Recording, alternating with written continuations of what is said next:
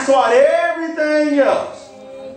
Wrong is wrong, sin is a sin. I believe abortion is a sin. But if you got raped, what bring up your mind? It's either or. It's either or. Kill your emotions. It's either or. Now you choose. Abortion is a sin or not. Okay. Double-minded person, unstable in all his ways. That's what that is. You always be unstable.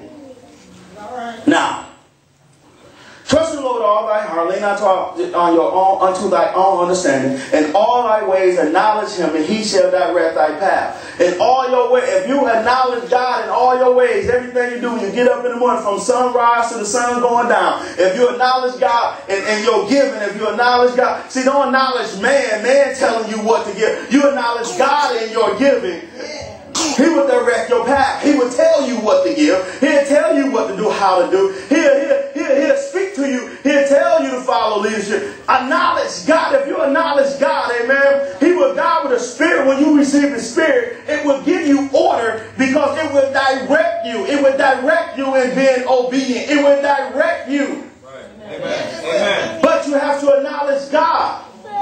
See, we get more credit. We acknowledge men more than we acknowledge God. We acknowledge titles more than we acknowledge God. God got the greatest title of all. Amen. He's Elohim. He's Jehovah Jireh. God got the greatest title of all, but we acknowledge everybody else before we acknowledge God. Because guess what? When it comes to God, it's always a but. But. And God saying, yeah, you but. God kicking it right back to you. Now. In all thy ways, it says, now look here, direct thy path, right? Verse 7 says, be not wise in thy own eyes, fear the Lord, and depart from evil. Now I'm saying, be not wise in thy own eyes. Oh, y'all know a lot of wise men, don't you? There's a lot of fools out here because they're so wise, they know it all. And don't know nothing. Amen.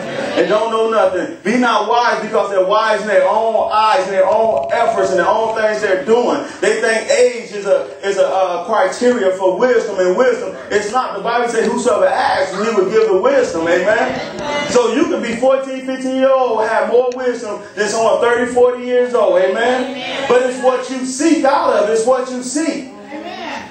Amen. It shall be health to thy neighbor and marrow to the bones. Honor the Lord with thy substance and the first fruit of all thine increase. I'm throwing that in for free. Because that ain't part of it. I'm going to throw that in for free. Because they say, honor the Lord the first. I wonder why. But I wonder why it starts off with trusting the Lord and understand, acknowledge him all the way and bring your first fruit. Anyway, come on, let's go to James 4 right now. Let's throw that in for free. I ain't want to side. I ain't going to run y'all out talking about money. Want to keep y'all here. Amen. Now, James 4th chapter. Let's start 1. Now, we're talking about how to access God. First, we gotta what? We gotta acknowledge God.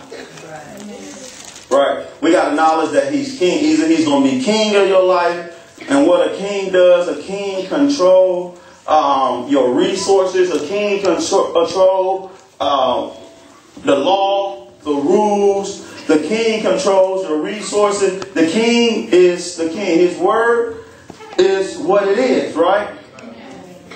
So you have to establish that fact that you acknowledge that. How many of us acknowledge that today? Amen. How many acknowledge that He's the author and the finisher of our faith? Amen. You got to acknowledge that He controls your resources. The problem is the reason why we're in so much lack, because we're trying to make it happen our own self. Amen. Like I was listening to Jesse Duplantis this morning. He was teaching on your seed and how you got to name your seed when you sow it. Even when you give a penny, you have to sow. You have to give with purpose. And he was teaching. He was saying when we give our tithe, we give that with purpose.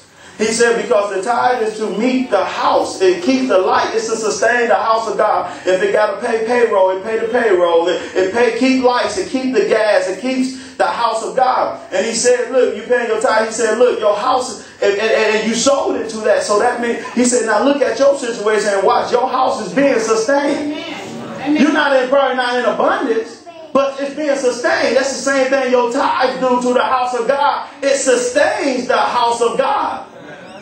Y'all understand that? I thought that was real profound. Because when you give your tithe, you know you're giving out obedience, because Malachi said, devour. So when you give your tithe, don't be looking for no great, but just look for your house to be sustained. Amen. Amen. But your offering is what's over and above. Your offering is what you sow into. After you done pay, you took care of what you took care. Ask God to give you to speak what to give. God will tell you what to give.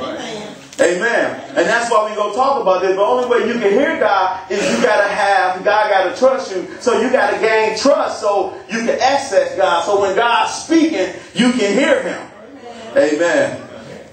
How many of us come to church, ask God, what you want me to give today? Okay. Amen. Y'all got James. Amen. From whence come wars and fighting among you? Come they not hence? Even your lusts that war in your members. Amen. Ye lust have not. Ye kill, desire to have, and cannot obtain. You fight and war, yet ye have not, because you ask not. Now, what we're talking about right here is it's a war going on with your spiritual man. Amen. And your fleshly man. You warn and you fight. Amen. Your spiritual man is saying, get up, worship, praise, pray. Don't cuss. Don't lie. Don't steal. Don't fornicate. Your flesh man is saying, man, that's fine. You better go ahead. Look at her. She's fine. You better go on over there. Who is he going to tell you don't go over there? Oh, you going to let him talk to you like that? You better give him a piece of that little bit of mind you got left.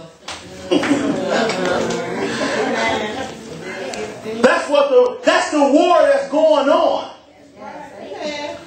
That's the war that's going on. And he said, you lust and you have not. And the war, so what happens is you're lusting after things and you have not. I wonder why. I wonder why we're lusting after things and have not. Could it be, no trust in God? Could it be we're a little impatient? Could it be we've been a little frugal with what God has blessed us with to maintain us? Because if you're a tither, God will be able to sustain you. Why would God tell you to do something that will take you out of giving Him worship, praising Him? I wish y'all can hear me. I wish y'all can understand me. We can try to make it work our own self as much as we want. But until we open up our heart to hear God, we're still going to be going through. With the ends meet, we'll always be at the end. I don't care how many jobs you work. I don't care how many. I don't care if every year somebody give you thousands and thousands of dollars. Money just keep getting piled on you. You'll still always be lacking. Because we ain't trusting God, because we want to do it our way. We want to do it how I feel. And so what happens if we do this stuff, it takes us away from God. So when someone come bless you with $10,000, $15,000, you are in Aruba or somewhere. You on a cruise, Aruba in Africa, cruising the world. Amen. And we'll forget about God.